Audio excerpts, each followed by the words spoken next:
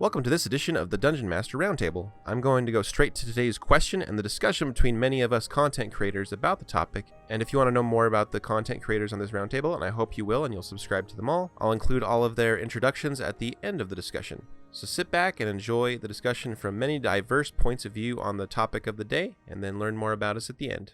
Enjoy. The next question is, which playable race do you think has the most interesting lore baked into it for players?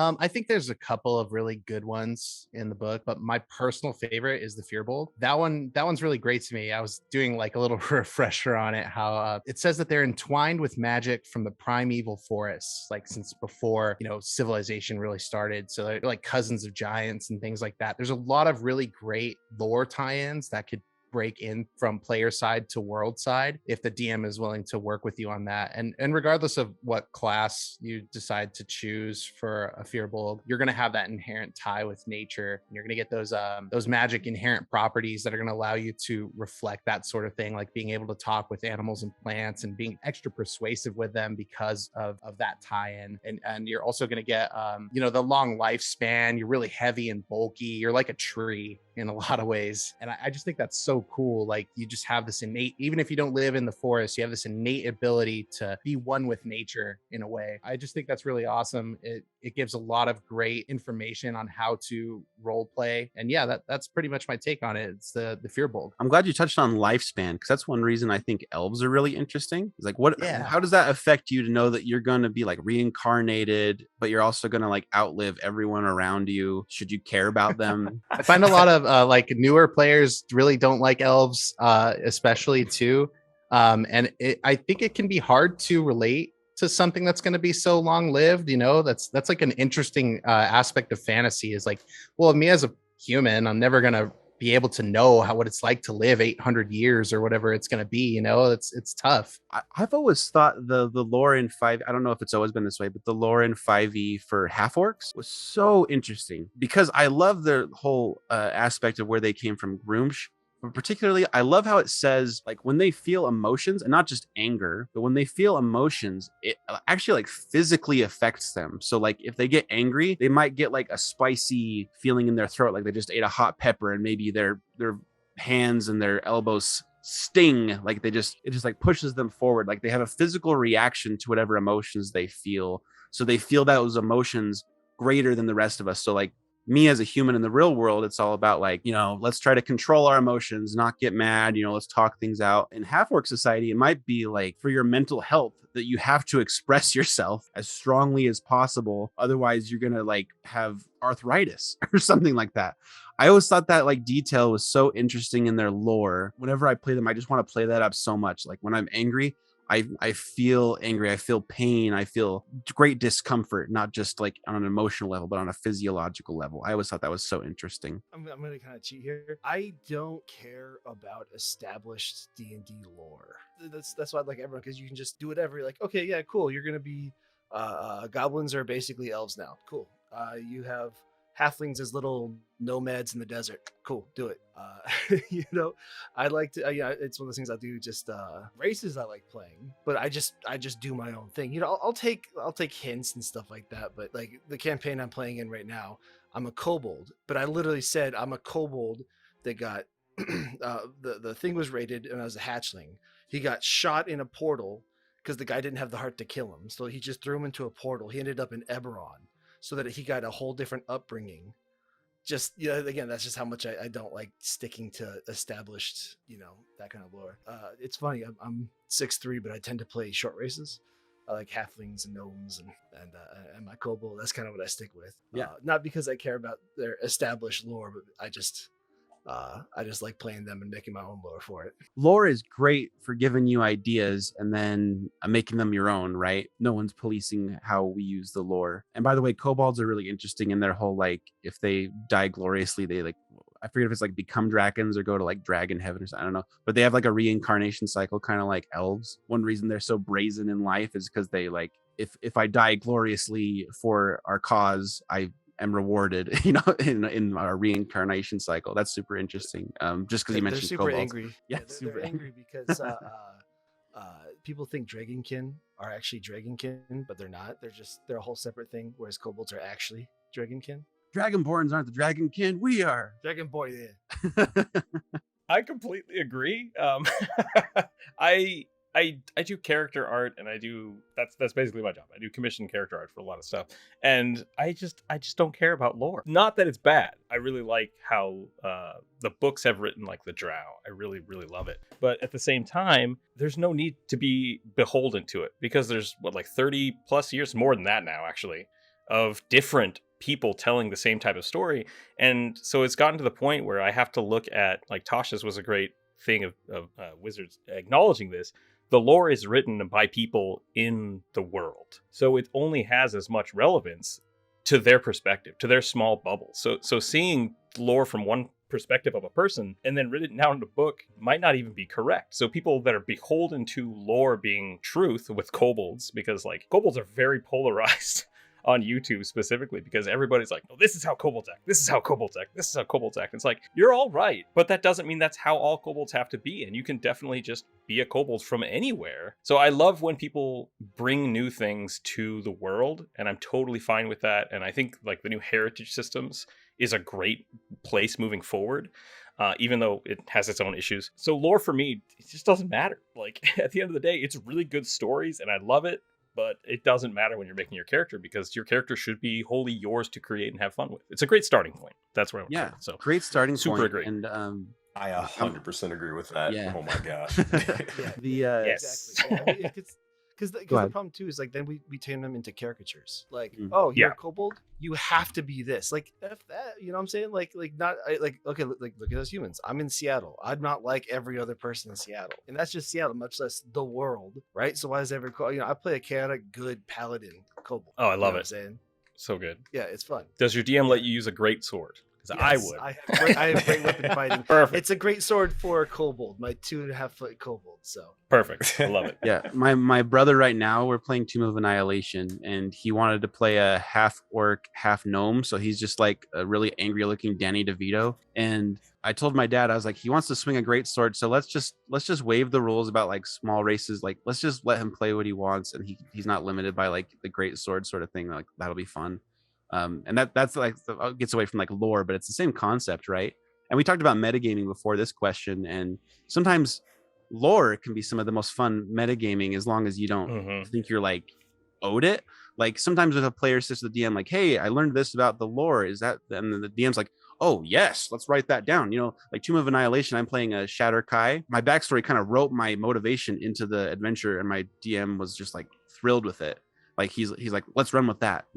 And so lore can be such a fun tool, but it's not like you're beholden to it, like you were saying. Yeah, I thought I was going to be the one that said, oh, I don't go by any lore, but apparently I'm not.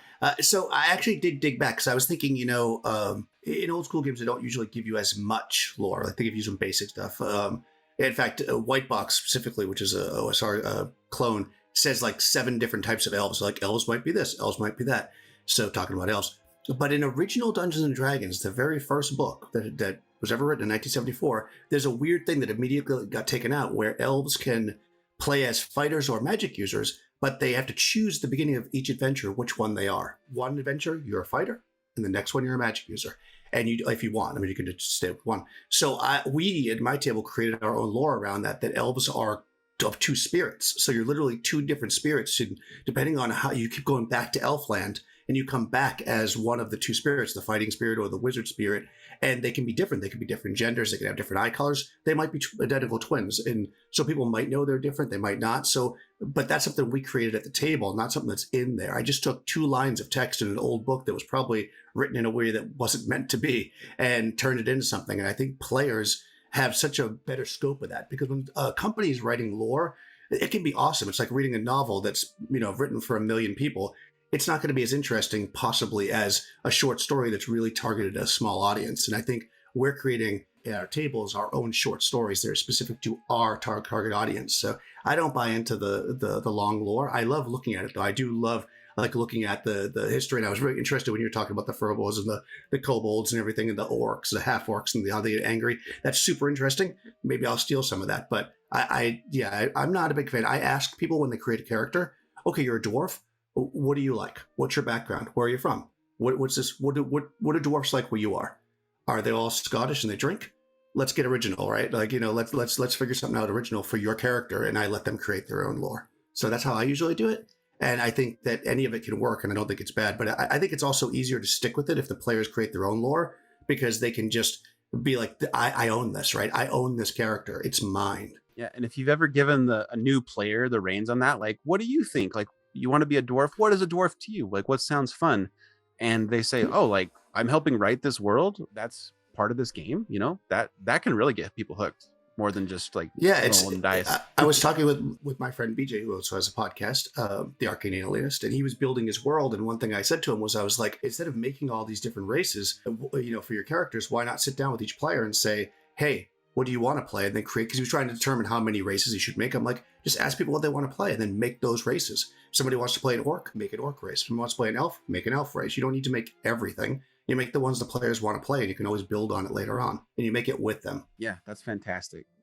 Brian, were you about to jump in there? I saw you unmute. Yeah, sorry. I just because our show does so much lore stuff, and we take from all editions and we try to explain, because we really target newer players and we want to give them a foothold in case people are not familiar. Maybe somebody's never seen Lord of the Rings or doesn't have a real fantasy touchstone. It feels refreshing to hear everyone's perspective kind of jump away from that. Daniel, I loved your idea with the elves interchanging souls, because that lore for elves, like this fluid soul thing, is kind of baked into it. Kind of harkens back to that. It's just this part of the conversation made me really excited. I got hyped up.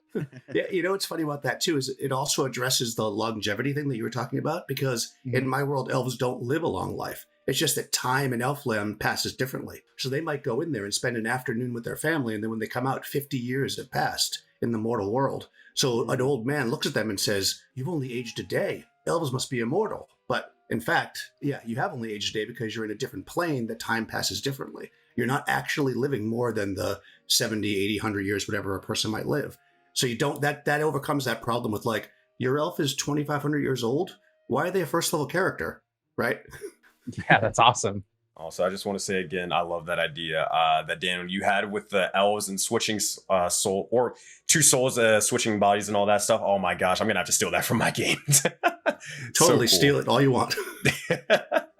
So I guess a little perspective from my sort of end. I think I'm probably the youngest person who, especially when it comes to their D&D career. I only started playing like 3-4 years ago. Just barely so. Baby. So a lot of my perspective also comes from, I've only really played in homebrew games, like homebrew worlds and all that stuff. I know a little bit of the lore, but I didn't really care for it. I don't really care for lore. I care about what's relevant to the campaign and the adventure that's actually happening. Because, I mean, it's cool to read the novels and all that other stuff, but it's not for me. Taking this from a homebrew approach, I think that humans are the most interesting race. No, I'm kidding. It's more of jokes aside. I think it's really elves, and here's why. So humans are the basic benchmark in almost every setting. They're almost always present, and for every piece of history in the world, not all of it, but for example, whenever you play a D&D game, you almost expect humans to kind of be there. Some games there aren't, but 9 out of 10 there probably are. Right, so they've left an impact on the world. Now let's head over to knowing that these guys are the benchmark. Let's look over towards elves. Most of the time when it comes to it, okay, we have our little written history and all that sort of stuff. But elves, they didn't just live for 70 years or anything like that. They lived for 800 years. They've lived several lifetimes that a normal human has sort of lived. So when we're looking at a homebrew world's perspective, how does someone just perceive all of the events that's happened here? You start thinking about that and that sort of perspective whenever you decide, okay, I'm going to play this person. My characters lived for however many 100 years. How did they perceive this world, right? On top of that, when you go into the elves, you also have the perspective of like their little Fae ancestry. How do the Fae play into your little homebrew setting? How does that sort of affect everything? On top of that, you can even sort of go, all elves have pointy ears. Why do they have pointy ears? You can sort of use this as a basis on like discovering, maybe there was a huge tale where they messed with some god or something that decided to give them pointy ears, whatever you want to sort of do. And then don't even get me started on like the whole sort of variations with them. There's like 12 variations of elves. There's the Shatterkai, there's the Feywild, or the Feywild with the Eladrin. I think elves just have so much built into them for any sort of homebrew setting, like compared to just any sort of any other race, in just my opinion. Again, speaking from a homebrew's perspective, and I don't know too much about the like official elf lore and all that sort of stuff, though. Yeah, there's a plenty to go off of there. And when you live many lifetimes, like I think a lot of people see humans as you kind of figure out life right before you're about to die, you know.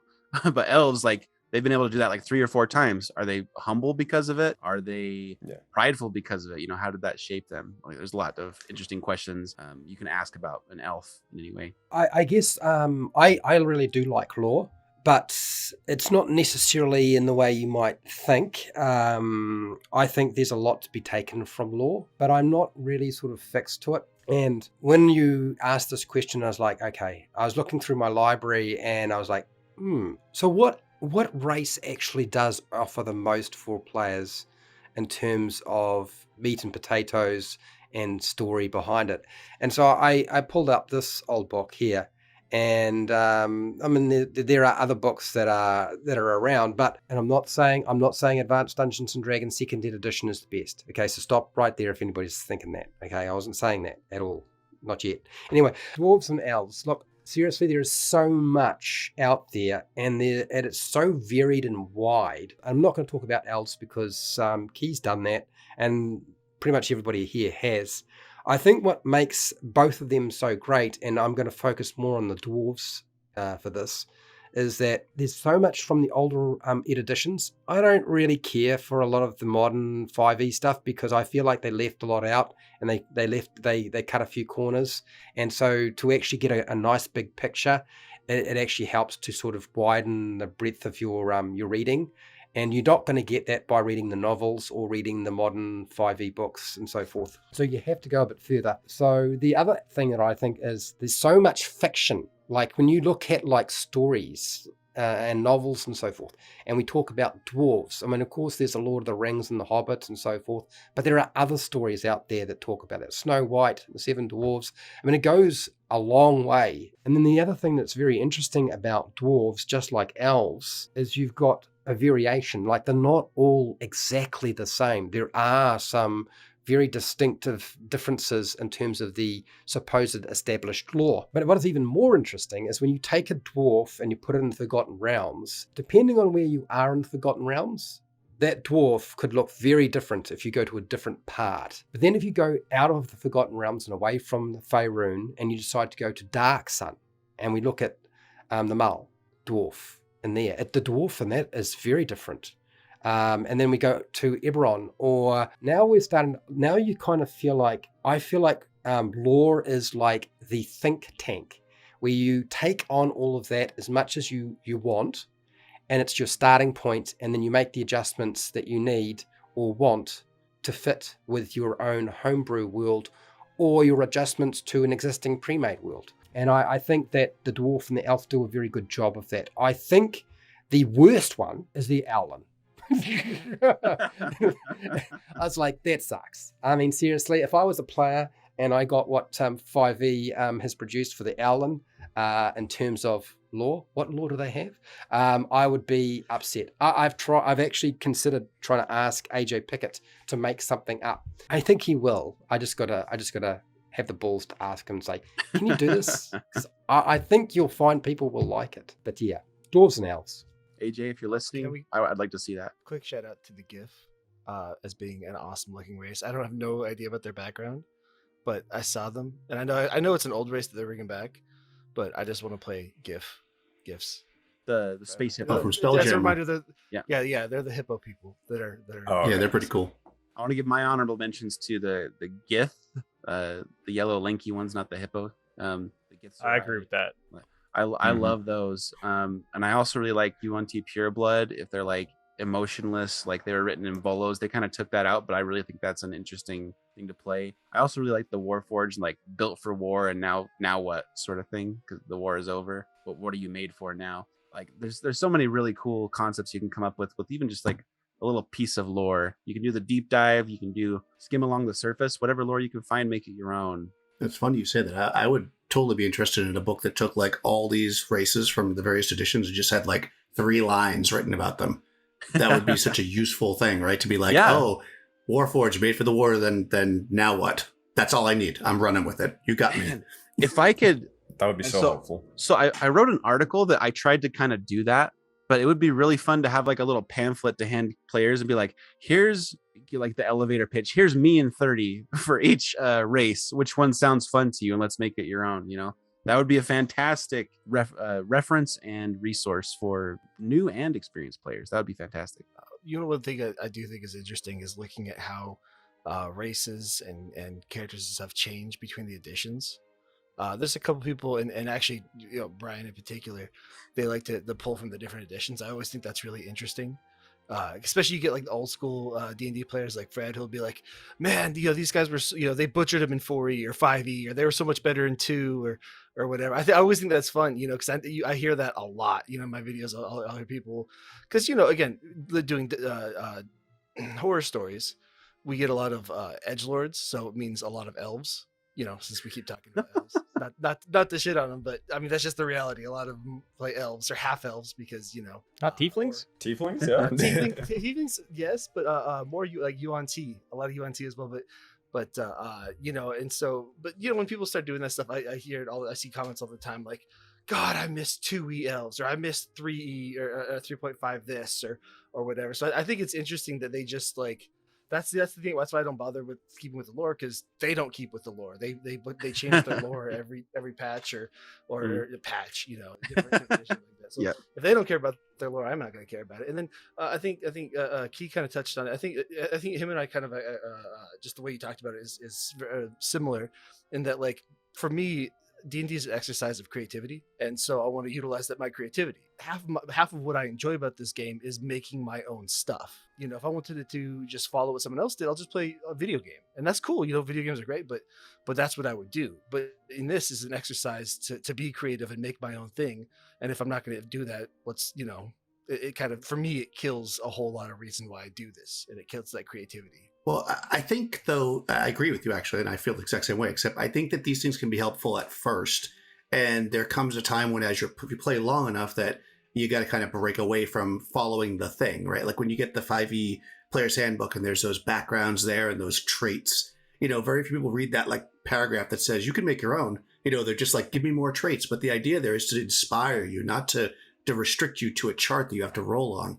So if people just get past that, I think people that stick with it long enough do get past that. And they're just like, this is what my character is. I'm just making it up. And okay, this will be my trait. I can just write a flaw myself because I have an idea. I saw a TV show or read a book and I'm going to make it like this character and work with their DM to create something that works there. Same thing with the races, right? I read a book and in that book, the elves are like this, you know, they're murderer hobos or whatever. You know, they're vicious and terrible and not like you normally think of an elf. They're barbarians.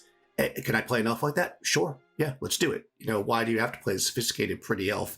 You know, that the edgelord elf, as you said. Yeah, I think lore can be super interesting for players that want to play in the Forgotten Realms specifically. There's a lot of tables that want to embody that, especially when they're running modules. But I think ultimately, if you're going to sit down and run a game and have that passion and bring your own creative ideas, and that's definitely something you should do. We like to talk about the lore, and it can inform how to play your character, but breaking that apart is like one of the most magical things about the game. Is you're gonna bring in your own creative ideas and make something truly unique. I think that's really the spirit of the game lives there. For parts that you want to like fill in the gaps, maybe you need some help. The lore can really help you do that in terms of world building, but it's really not necessary at all. I love listening to lore. I love like I'll just put on lore videos on YouTube and stuff like that of any property. You know, I don't play League of Legends, but I'll listen to like League of Legends. You know, I'll just listen to lore. I love listening to it. I just don't follow it. Great way to get inspired. Exactly the same way. Like I just randomly like doing a videos talking about all the Shatterkai and like the Raven Queen. I was like, what? This is what they're about? Heck yeah, this is cool. Will I ever use it in my game? Probably not, but dang, it's cool. Specifically like the Forgotten Realms stuff, right? Another good way too that I try to use lore is not as a player, but as a dungeon master. Like I'll use it to establish city states that the PCs can go to, and then you can use the real kind of stereotypical whatever the species might be, right? Like, okay, the kobolds are like this, or the gnomes are like this, and that's how the players can learn about those, because it's like they've never played a gnome before, but they go to a gnome community, they see how gnomes interact, and then they can get not just the basic lore, but also like your take on your world on that lore. So sometimes as a DM, especially with new players, it's nice to kind of maybe, I don't want to say restrict, but, you know, maybe have them start with something simple and then they can see how these other species can be played, so that you're not just doing the same thing. Because I do find that a lot of people that just start, it doesn't really matter what they're playing. They play themselves, which is totally fine, of course. But if you want to actually have the lore in the game, sometimes as a dungeon master, it's good for you to play it out, like use that in the game, and not just put it on the players to, hey, the book says your character should be like this, but show them a gnome that acts like that or an elf that acts like that, so they can understand what that would be in your world. Thanks everyone for joining us for this episode of the DM Roundtable, where we talked about lore for characters and players, and then expanded to a lot of things about lore. So again, I'm Jordan from Flutes. It's a website, flutesloot.com. We have got, I think, over 200 articles now, where started out as a blog and it's just grown from there. And then we expanded to YouTube. Hey everybody, I'm Brian. I'm from a podcast called The Dungeon Cast, where me and my co-host Will talk about the game in general, but mostly lore and class and race stuff, and just the general nuance of the game. We put up those podcasts on YouTube, and we also have an actual play podcast called Super Quest Saga. It's a 5e sci-fi adventure in space. So it's a lot of fun. Thanks for having me on. Hey. My name is Sensei Suplex, and essentially I am a professional dungeon master who also runs a giant living persistent universe known as Project Aurora. I'm a D&D content creator, so you can find me pretty much on any social media platforms such as like Twitch, YouTube, TikTok, all that sort of good stuff. We kind of host this persistent universe where basically not only do all the games and all the dungeon masters affect one another, but also everybody in the D&D community affects each other and builds a world together. Thanks for having me on the shows. Super excited to be here. Hey, I'm Daniel from Bandit's Keep. I have a YouTube channel. We talk about D&D, mostly kind of what they would call the old school. And I also have a podcast where I'm kind of creating my own hack of D&D, kind of what they call a fantasy heartbreaker. So if you want to see me suffer through that, you can listen to that podcast. I am the Bear Bard. I run Bear Bard Tales YouTube channel. Go over D&D stories. A lot of them are horror stories. We kind of take lessons from that, see what we can do better. We talk about a lot of the stuff around it as opposed to game rules. I do, like the smart people, we talk more about story and that kind of thing. I also have a podcast. I play with dice goblins, do all kinds of little things like that. So yeah. And then one of these things is not like the other. Nicholas, you want to introduce yourself? Sure. My name is Nicholas. I also go by Rook Zero or Rook. I'm a freelance illustrator. I do character art for Dungeons & Dragons, as well as on YouTube, I make how to play monsters as PC races videos. And so that's the Why You Should Play series. My name is Fred Wheeler. I run the How to D&D YouTube channel. I talk about Dungeons & Dragons and other RPG stuff. Leave a comment down below. What do you think of lore? What are some fun ways you've used it? And we'll see you in the next video. Bye.